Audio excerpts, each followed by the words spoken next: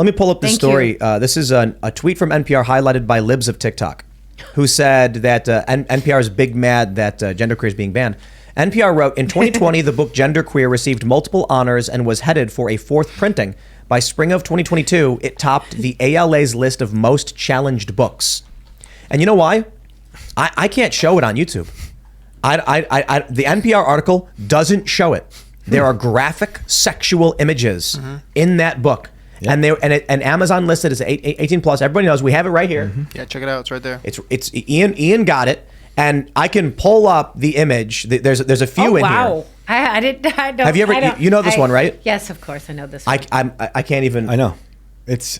That proves that we're in dystopian world. I am looking right now at. I can't even show it, but you guys mostly know, and this is the crazy thing because people need to see. They need to see this book was being given to kids, and so. This whole thing, this book, not only do I believe its intent is to groom children by exposing, look, they say it's 18 plus on Amazon, but they're giving it to grade schools, and that's why it's being challenged.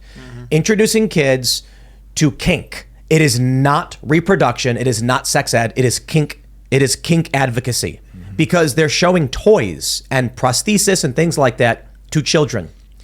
This is part of grooming and radical gender theory, which is resulting in, as we were just talking about, men not protecting women. One, the attack on masculinity. Masculinity is a fantastic thing. And so is femininity.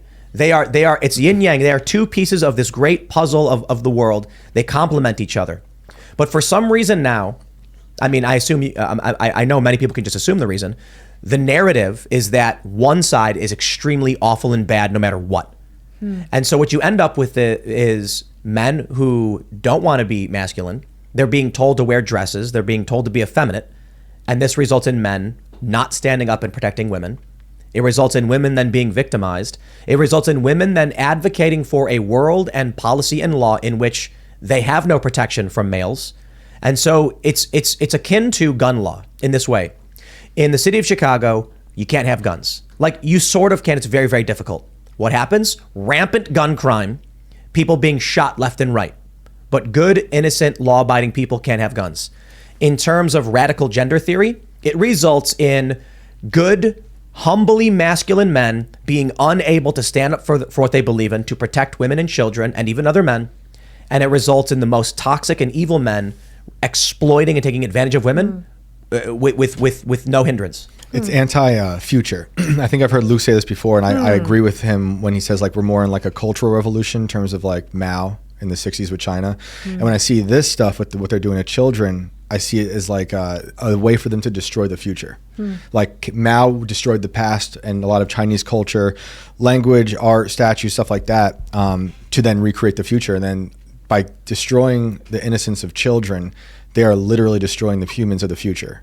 And that's like so scary to me. Because I'm watching young kids who are inheriting nihilism from their parents who refuse to stand up to do anything against the bad stuff. And it's just like, well, you're screwed. Because how do you fix that? How do you fix nihilism in a 9-year-old? You know what? I view myself as a positive nihilist. Yeah. And there's negative nihilist. Let me explain.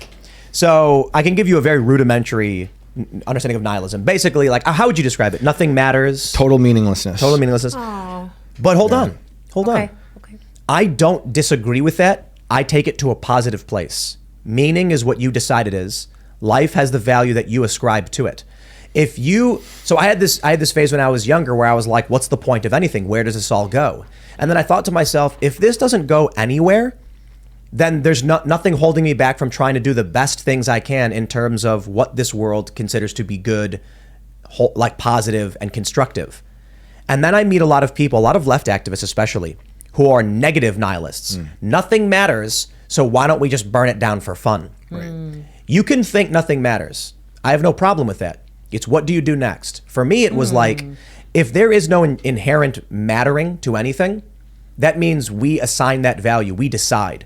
And if I decide, I'm gonna decide on good things, making people feel better, giving them good long-term solutions, longevity, family, life, creation, exploration. Those are all good things. Yep. I'm with you on the positive nihilist thing, because I'm the same way, because I see a lot of meaninglessness in the world, and I'm finding meaning in my family and in my own religion that I'm working on. But like, I think what we can agree on is we see a hope in people, whereas the negative nihilists want to destroy people and themselves. And that's where the anti-human, anti-future comes in. And I think the positive nihilists, as more rare as it might be, I'd imagine, like my view of the world is, I wouldn't call it absolute nihilism. I would say I do see a lot of things as being meaningless, but I do think there is meaning to us, why we are here, why humans exist.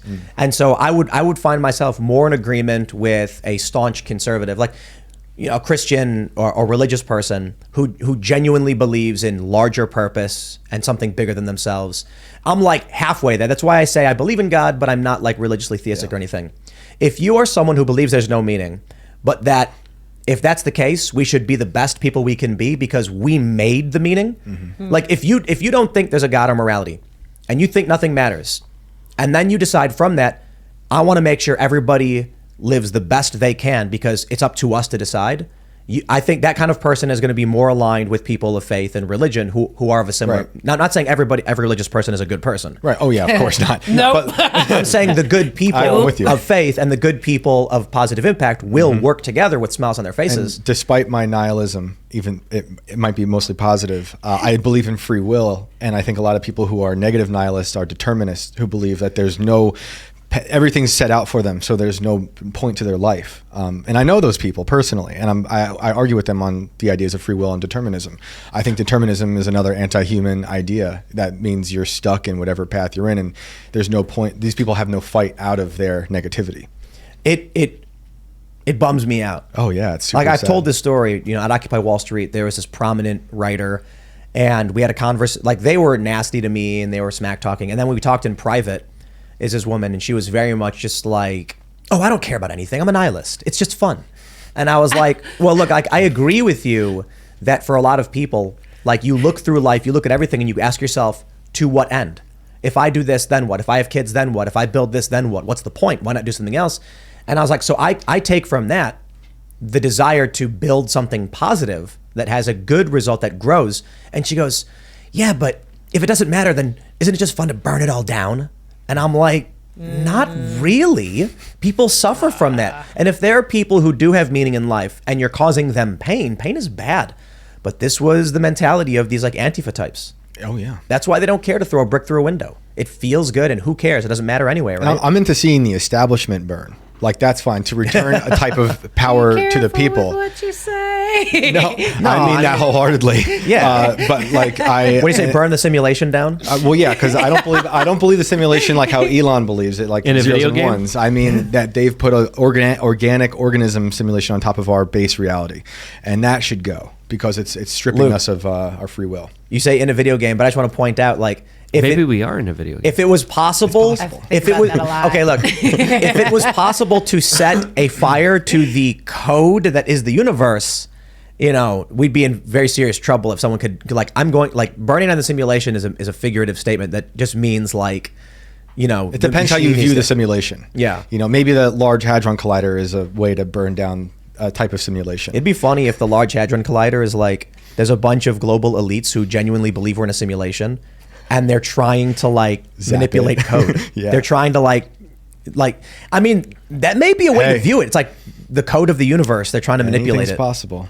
Could I you talked to ima- people who've opened up portals, who said they've been with portals who bring in beasts through other dimensions. So I don't know. I've heard some crazy ayahuasca stories, Yeah, right. and how much of that is in their minds, and how much is like, is that really beyond the veil or whatever? Do you think there's a layer to a lot of this, a bigger kind of abuse stuff when it comes to the spiritual war that's happening out there? Because we know there's people like Brina Abrovimich that do spirit cooking. We know that there's a lot of rituals. We know that there's a lot of also individuals that believe in kind of a satanic order.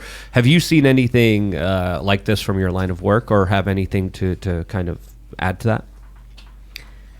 I have not. So I don't really, just by happenstance, it's not that I haven't tried or actively tried or not tried. I know individuals who have experienced abuse with some of that, but I haven't served any survivors specifically that have faced that type of abuse. I think the survivor that actually had the organization that saved my life, Eve's Angels, kind of delves into some of that. There's some survivors that I know, like Rose McGowan kind of comes from a darker childhood. We're friends.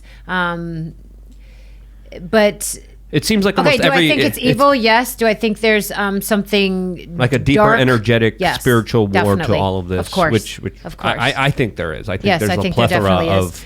of a lot of evidence. As I get older, things start to feel more like demonic Yes. and like holy or light. When I was younger, I genuinely was like, there's no such thing as good or evil. There's just people of different perspectives and views. And then I get older, I learn more, I travel more, I've been to other countries, and then I'm just like reading these stories, and I was like, these people are evil.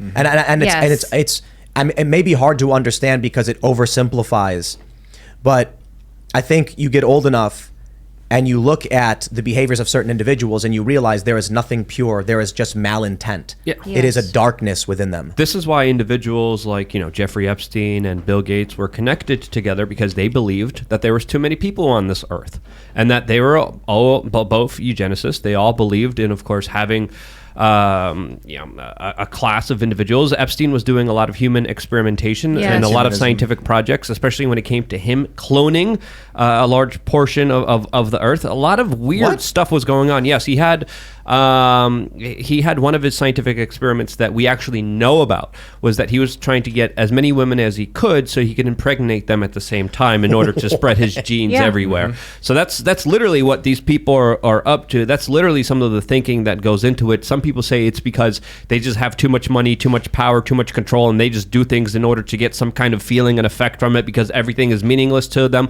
Or some people say that they've been overcome and taken over by larger spiritual demonic forces that they're acting on behests of, and they've been kind of hijacked by them, and they're kind of doing their bidding. So whatever you may believe on this particular topic, I think there's a reason that they do have a lot of these kind of ceremonies, a lot of these kind of larger actions, a lot of the times bragging about a lot of the stuff they do in plain sight. I think there's, I could go further down the rabbit hole, but I don't want to do that on this show. Yeah, but it gets, the rabbit hole gets a lot deeper than it goes here. Yes. There's a few things that brought me back to believing in God years ago. But one of those things was when the Epstein news broke. I was like, this is the most evil thing that I could imagine, like in my time, with the kids and stuff, that if there's something that evil, there must be a counter, a good, a balance to that, because in nature I see balance. I see, in the seasons alone. So that was like a big moment for me, when I remember it was like a beautiful day too. And I was just like, it became so dark when I really went down that rabbit hole and investigating that story. So I think that happened for a lot of people. I think it really, I think that story broke a lot of people. And I think that's why we sort of saw, and I understand why. I mean, it's devastating. It's horrific on a scale unimaginable. But I think that sort of breaking of the mind is sort of why a lot of folks went down a role of following, I don't want to get you in trouble, QAnon. Yeah. They went down that because their brain broke, and they were like, if that isn't true, if that happened, then what else is happening? Yeah. One of the things, and I know Luke will understand this, Epstein was really bad. The United States government will bomb millions of children and keep wars going, kill millions for a paycheck. So, I mean, this Epstein, absolutely horrible. Yeah. Many survivors globally, many that we will never know their names.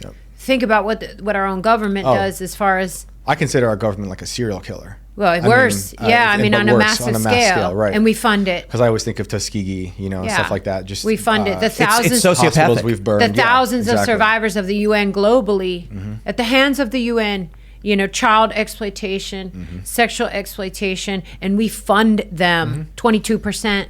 Humans 27%, sorry. It seems like humans at scale become sociopathic. Yeah. I mean, look, the U.S. certainly is better than basically everything else we've seen throughout history. We've done tremendous in this country for advancing civil rights. Yes. Different groups. And we have a great degree of freedom that many countries have never had. But that's thanks to the initial seed planted of this country. And you look at you mentioned Tuskegee, MK Ultra. I mean, there's a lot. There's We're a lot. really messy, aren't we? Oh, yeah. It's bad. But Aren't humans messy? But you look at Stalin, Beautiful, though. you look at the communists, I wonder if it's powerful sociopaths rise to power and just I shouldn't say sociopaths, but people of no empathy in general. People who just don't care about you, who view themselves as God, rise to power, and then cause mass harm? Or is it just that when the machine of humans collectivizes and becomes too big, they just have tremendous power that causes harm in various ways? I think it's both. Without accountability and without care. Right, it's probably both. Like I think I mentioned this when Bryson was on, but we talked about Unit 731 with Japan, what they did to people, which is atrocious. I'll give you an example. They would take someone and stick their arm through a hole into sub-zero weather, so their arm would freeze while they were still alive inside. Then they would pull their frozen arm in and shatter it with a hammer. Yes, I believe vivisection is something they also did, where they would open up someone, watch the organs work, and then make them eat themselves. But what I was going to say is there are people in there who probably just part of the system who get chewed up on both sides, obviously. But then there are people in charge, like I forget his name, but he ended up becoming like a giant a CEO of a big pharmaceutical company. I forget what it was at this point, but it became a huge one in Japan. So I think there's a mixture of greed with those people, the power, and then they just have a lot of people that they can control. It's crazy stuff, man. Oh, it's evil. Angela McGirdle from the Libertarian Party put up a super chat. Yeah, she gave you a shout out. Did she? Yeah. That's one of my besties. Oh, that's awesome. Yeah, shout out to you, Angela. And actually, shout out to my cousin, Nathan. He's a big fan of yours, Tim. Sick. Oh, right on. He saw me on the last, I should tell you guys this story. He saw me on the last episode and he didn't know anything about any of this whole thing. And we were at his mother's funeral and he's rather shy and we haven't talked a lot. But we don't have any beef. We just don't talk a lot. He's a pretty shy person.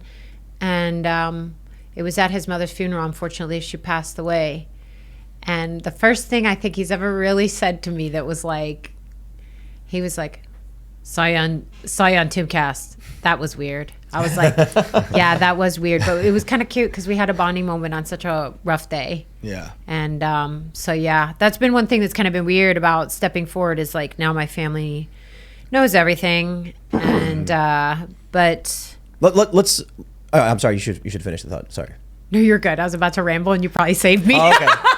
So thank you, actually, Tim. But let's talk about Elon and Twitter before we go. Because folks might not know that story, and it's pretty awesome. Which one? What happened? Let's do that. The fact that I worked my butt off for 2 years to get Twitter to make changes and begged, and I did it all by myself with no government help and no money and no support from any organization. I did it all on my own and got the attention of Elon Musk, who purchased the platform and then made the issue priority number one. I think it's great. A good story. Did you have silence from the previous Twitter administration? Jack Dorsey did help me out a little bit, but it wasn't enough. Yeah. And Elon Musk has been absolutely incredible. He's been gracious. He's been kind. He's gone above and beyond to support me and to implement new suggestions. And I don't know what this new hit piece is about, but I can just assume it's in the least favorable light. And I don't remember them doing such deep investigative journalism while I was out here screaming for the past 2 years,